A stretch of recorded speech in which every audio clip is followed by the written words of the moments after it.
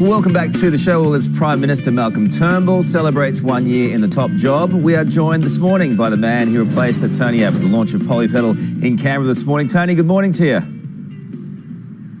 Morning, Carl. Firstly, Wednesday marks 1 year since Malcolm Turnbull took the Liberal leadership. Has he been a good Prime Minister? I think a lot of good things have happened over the last year, Carl. Obviously, we've maintained strong economic growth, strong jobs growth.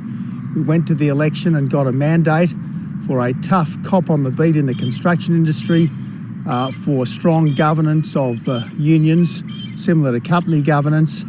And obviously, I was very pleased to see the end of the Road Safety Remuneration Tribunal, which was really damaging owner-drivers. So a lot of good things have been done, and we are all backing the government to continue to do good things over the next 3 years. You set most of those things up, though. Well, there was a good 2 years, followed by a good 12 months, an election win, and now we've got 3 years to get on with governing. As Prime Minister Turnbull says, this is going to be a term of delivery. Okay, Malcolm Turnbull came in with very high expectations. As you know, things have tightened up a lot. Has he actually personally achieved anything, do you think? Well, obviously, it was always going to be tough to win the election. We did win the election. That's a credit to the Prime Minister. He's now Prime Minister in his own right. And this, as Malcolm Turnbull keeps saying, is to be a term of delivery. Will he get anything through Parliament? Will he actually deliver anything? This is going to be a difficult Senate in particular. I think that the Senate will give us a fair go on the Australian Building and Construction Commission. I think the Senate will give us a fair go on the Registered Organisations Commission. And as a volunteer firefighter myself, obviously, I very much hope that the Senate will do the right thing by the CFA volunteers in Victoria and ensure that they can do their job and they're not being dictated to by the union. The last thing we want is the operational requirements of firefighting being dictated by considerations of unionism. The budget itself seems in pretty dire straits, as you would know. There are really tough decisions that need to be made, and as John Howard pointed out over the weekend, what would you do? How would you solve it? How would you get it through? In the end, governments, like families and businesses, have to live within our means, and because of the mistakes that the Rudd government made, Australia is not living within its means. So we've currently got a deficit in the order of $40 billion. We're paying something like $1 billion a month just in interest alone. This can't go on, and obviously a good way to start is to avoid any new spending except on national security, and I think that's very much the approach that this government will bring to budgeting. The longer your party keeps going on its current path, the more One Nation will erode your support base, right? I don't accept that. Really? Obviously, I respect the 500,000 people, Carl, who voted for One Nation, but in the end, you've got to have a comprehensive program, and only the Liberal National Coalition has a comprehensive program. It's all very well to articulate a grievance.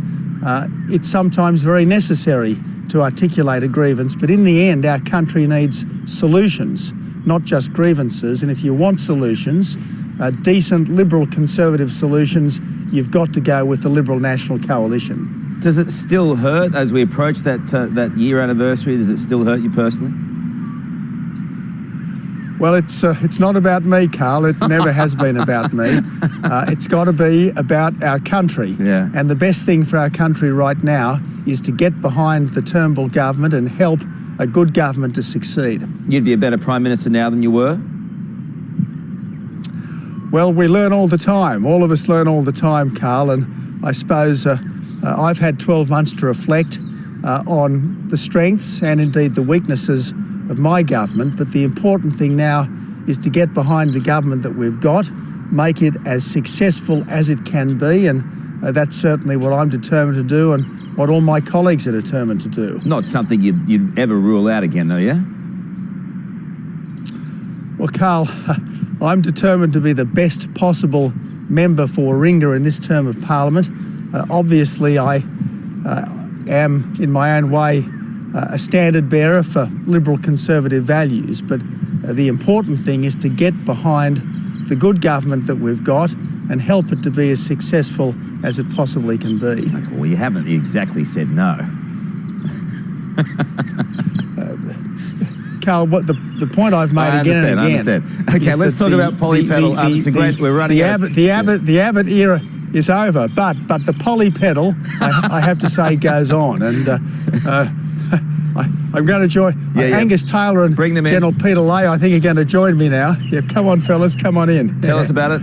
Look, 2017 marks the 20th annual polypedal charity bike ride. Angus Taylor and I are co-convening the polypedal. General Peter Lay is the chief of Soldier On, and we're raising money for Soldier On next year. It's a wonderful, wonderful charity which wants to ensure that our recent veterans, those magnificent men and women who have done so much for our freedom, are given every opportunity to lead a full life once they've left the services. This is a great cause, and you have done awesome work with raising funds for this polypedal over the years. We look forward to seeing you back on the Today Show very soon.